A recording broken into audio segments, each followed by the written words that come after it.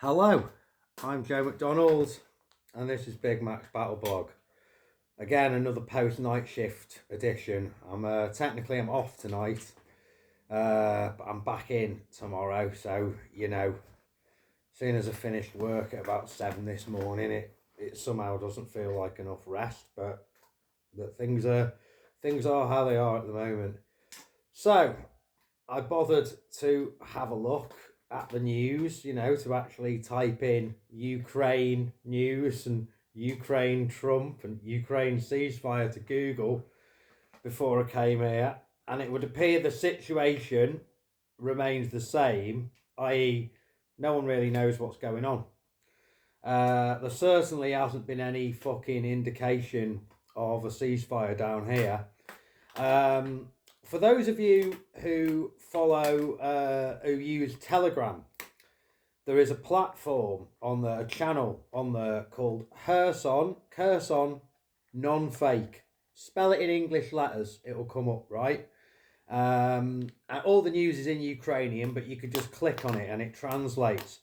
Now, I've only been using that for like a month or so. And you can scroll back, I'm pretty sure, on that from where you joined the channel.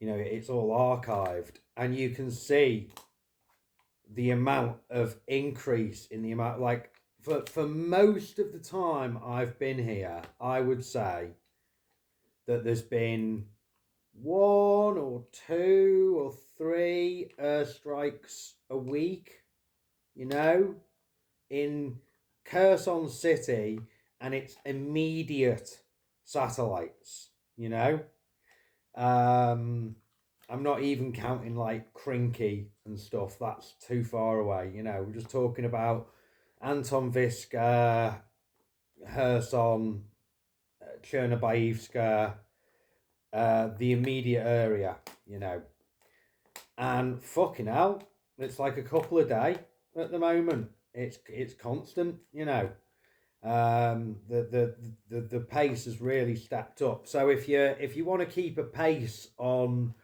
what life is actually like in Kherson, and not take your news just from me, who ignores most of the explosions, and the occasional YouTuber who didn't get chased by a drone. No, you fucking didn't, did you, bloke with the weird name? Yeah, anyway, moving on, because it did get some news for Kherson for that, but I don't want the little prick taking fucking credit.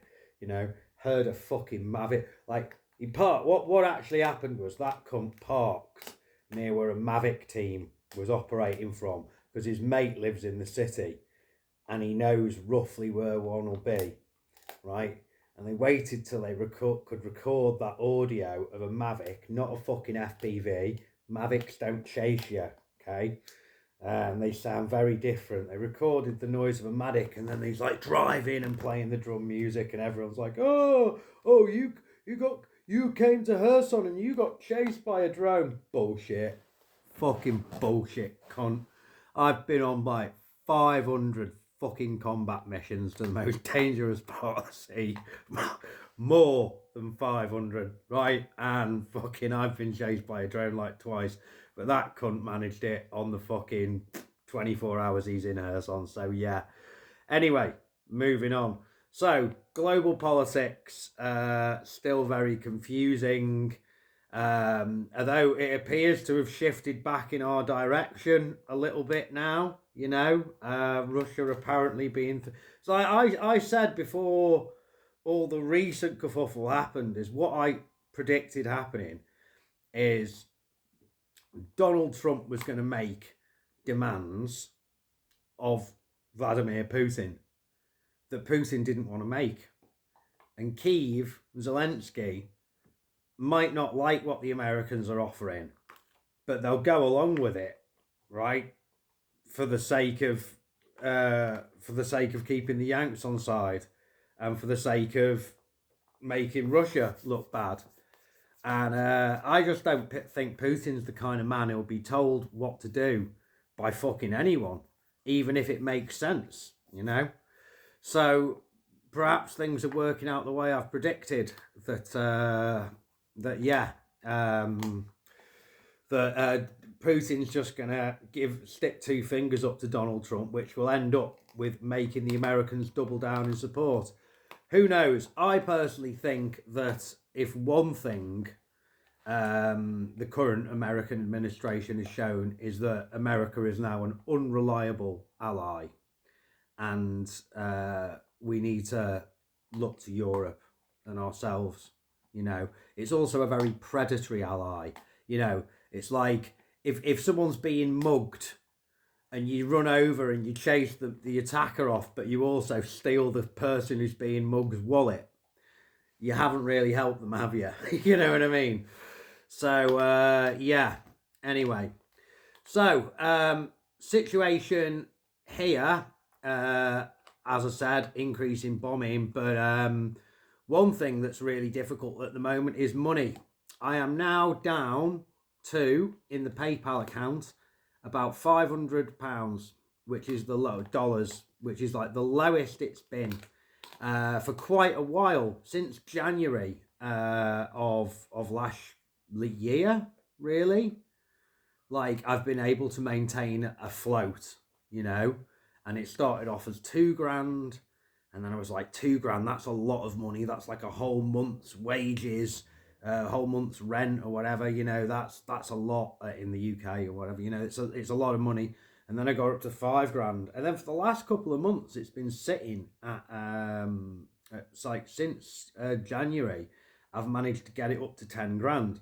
Now that sounds like a lot of money to just keep in reserve, but the point is, it's a reserve we need.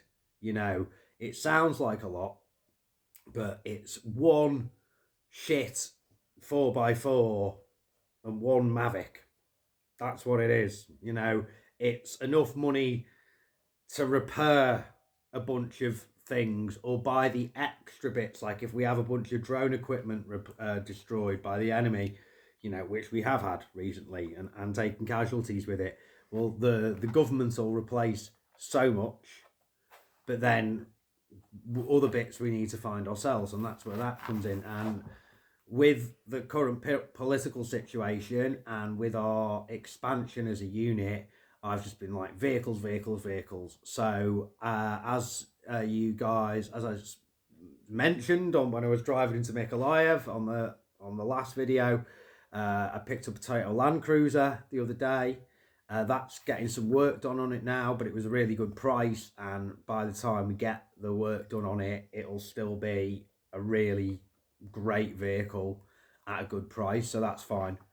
The other, there's a Hilux coming from Harley and as well now, basically. So that's the second one. And then I've just paid for another Land Cruiser, or at least I've paid the bulk of the money for another Land Cruiser. So that's what my focus has been. If there's one thing that the unit needs above all things in as we're sort of preparing to defend the city against an actual invasion and siege, is the ability to move around. If you stay in one place, you're dead.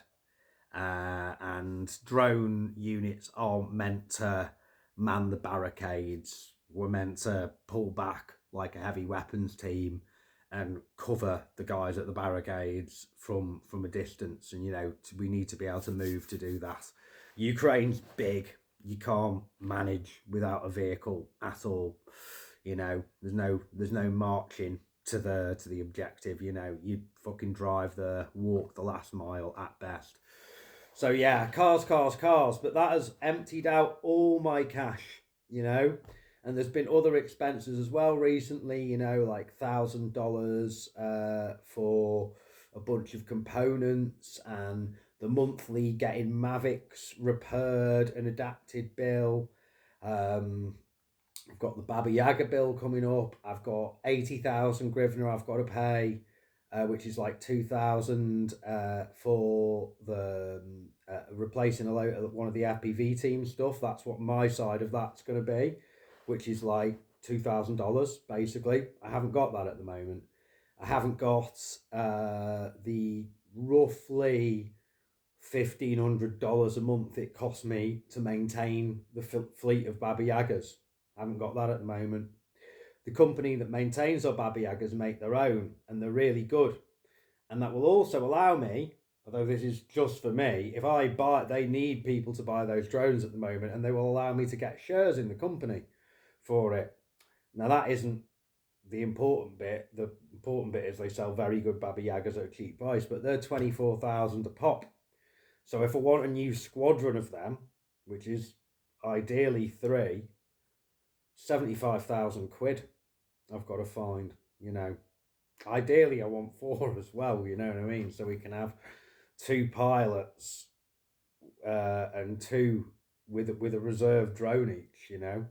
And then they're working in conjunction, because FPV teams and drones work much better, just like a battery of guns or anything, when there's a couple of them. So yeah, don't have the money for that. You know, I wanna get the L200 put on mud tires, you know, and raised up, and make that my like proper off-road vehicle.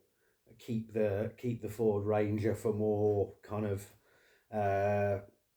more city and motorway type tasks. It's a fucking great motorway vehicle, and there's a lot of relatively long distance road driving you have to do in Ukraine as part of our job sometimes, you know, picking up things.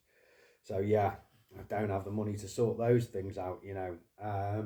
So yeah, public support is needed more than ever. For those who are new to my fundraising efforts, it's like, go on, give a £5. So there's only a PayPal at the moment. If you struggle with PayPal, like, I appreciate the fact that it's difficult and annoying, and some people don't like the company, but just, you know what, nothing's fucking perfect. If you want to support me in Ukraine, deal with PayPal. £5 a month is appreciated. If 5,000 of you give me £5 a month, that will be like a 30% more. That'd be 25,000, which is like, the most I've ever done is 1750 a month. And I'm trying to support an entire battalion with that. And sadly, I don't really get past my drone company at the moment, which is more of a fat platoon at the moment. And as it becomes a company, is going to need more and more support. So yeah, I'm still here in Ukraine, 21 months in now, not going anywhere. Whatever happens, through thick and thin, till the bitter end, Slava Ukraine. Anyway, it's goodbye from me, Joe McDonald at Big Max Battle Blog, and as always, to our pro-Russian and Vatnik listeners, idi nahoj za lupa.